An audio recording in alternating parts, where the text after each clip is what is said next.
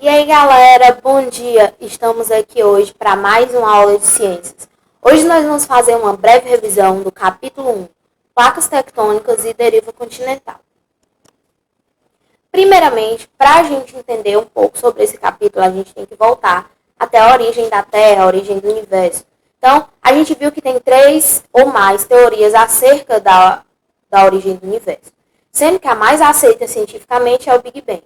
Então, o que foi o Big Bang? Foi uma grande explosão que aconteceu a partir de uma pequena poeira cósmica que se expandiu e aí explodiu. E quando ela explodiu, gerou o universo, com o sistema solar, os planetas e tudo que a gente tem dentro dele. Então, aqui nós temos a estrutura da Terra.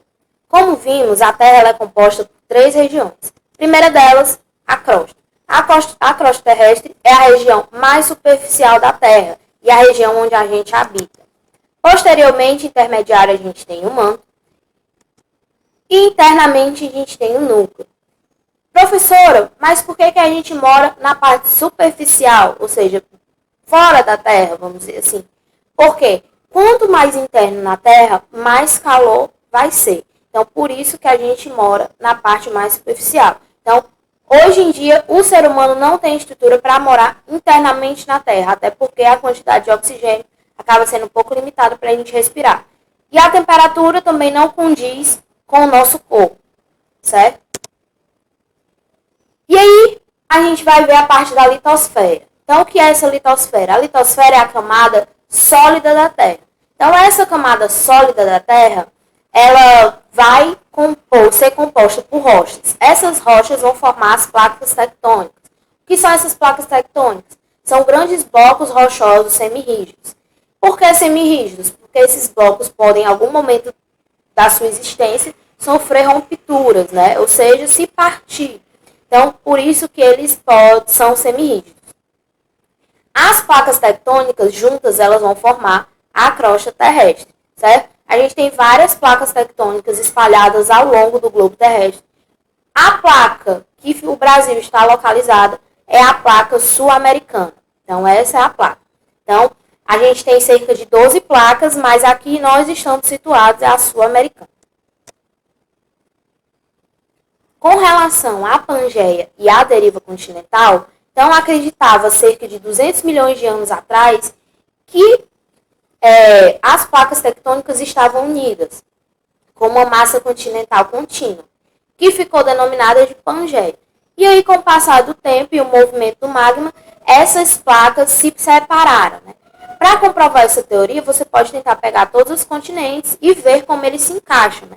Parece um quebra-cabeça, e você consegue unir os continentes de uma forma que eles viram uma massa contínua.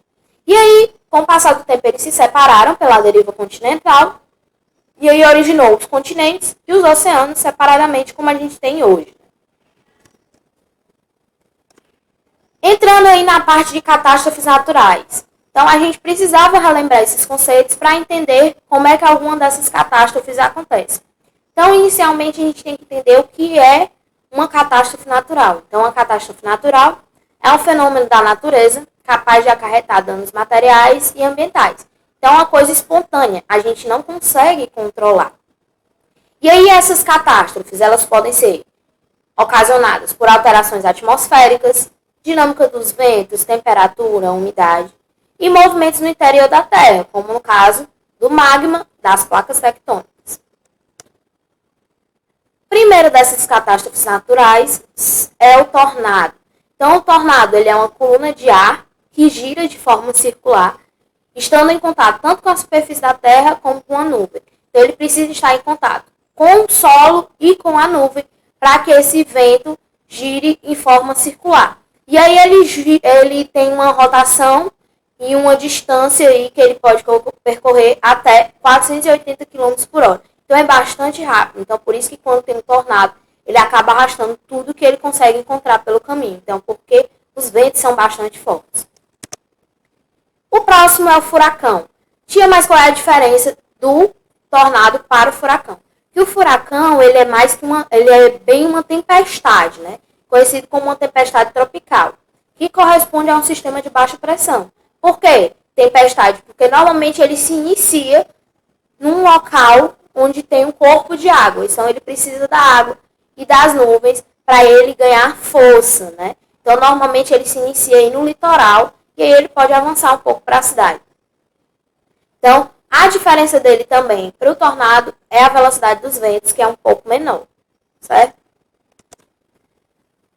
Outro exemplo de catástrofe é o terremoto. Então, o terremoto ele é oriundo de vibrações na crosta terrestre provocada por movimentação das placas.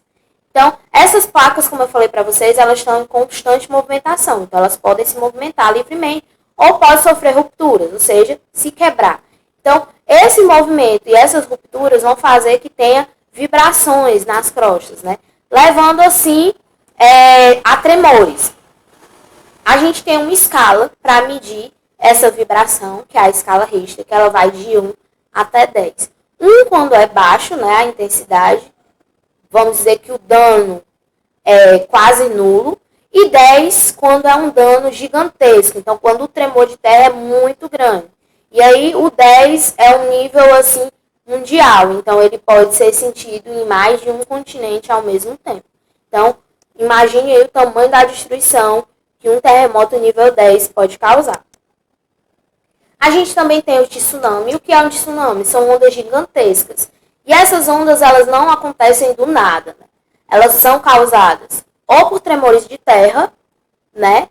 Que tem o epicentro dentro da água, e aí faz com que esse mar balance e gere essas ondas grandes. Ou por erupções vulcânicas, que a gente sabe que tem alguns vulcões localizados aí dentro da água ou perto da camada de água, que pode também, por conta da erupção, gerar essas ondas. Secas e cheias. Na nossa região, na região Nordeste, é bastante comum a questão das secas. Por que isso acontece na nossa região? A gente tem chuvas irregulares, temperaturas muito altas. Então, quando chove, às vezes o que choveu não é suficiente para manter a gente por muito tempo. Por quê? A taxa de evaporação acaba sendo muito elevada. E aí, o que acontece? Taxa de evaporação muito elevada, tudo que choveu vai para o céu, né? E aí, essas nuvens acabam que nem sempre chove na nossa própria região. Vai chover em outra região. Então, por isso que acontece a seca no Nordeste.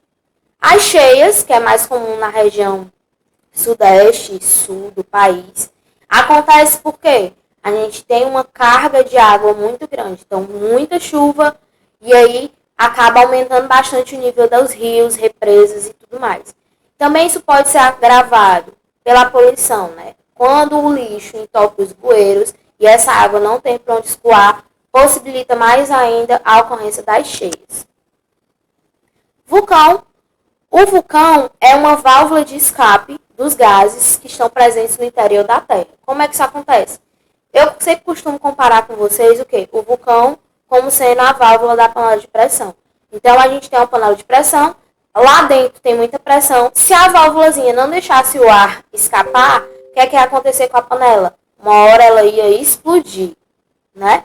E aí, ela explodindo, ia ser um desastre enorme. Então, o vulcão ele é justamente uma válvula de escape do centro da Terra.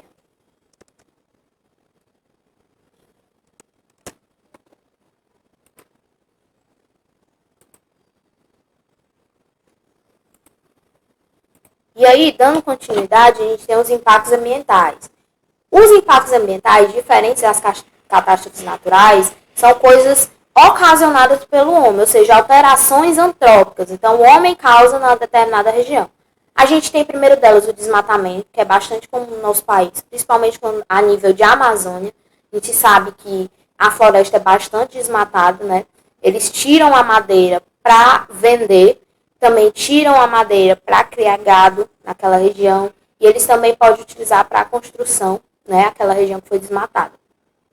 E aí, eles não repõem essas árvores que são tiradas. Sabedes que a Amazônia é o maior filtrador de gás carbônico, gás que é tóxico para a gente respirar. Outra alteração é a poluição, tanto da água quanto do solo. Então, o descarte inadequado do lixo vai causar poluição, o uso de agrotóxicos no solo e a descarga de esgoto em lugar inadequado. Então, a maioria das empresas descartam o esgoto em corpos de água e aí vai afetar significativamente as espécies que ali moram, né? Espécies marinhas. E aí afetando o homem. A gente também tem as queimadas. Então, quando eles utilizam o fogo para tirar uma vegetação de um determinado lugar, então para fazer plantio, para extração, então tudo é feito eles tiram pelas queimadas. E então é isso. Eu desejo a todos vocês que tenham entendido. Bons estudos para vocês e até a próxima aula. Eu vou deixar uma atividade para vocês resolverem, certo? Próxima aula a gente corrige e dá início a um novo capítulo. Então, bons estudos a todos.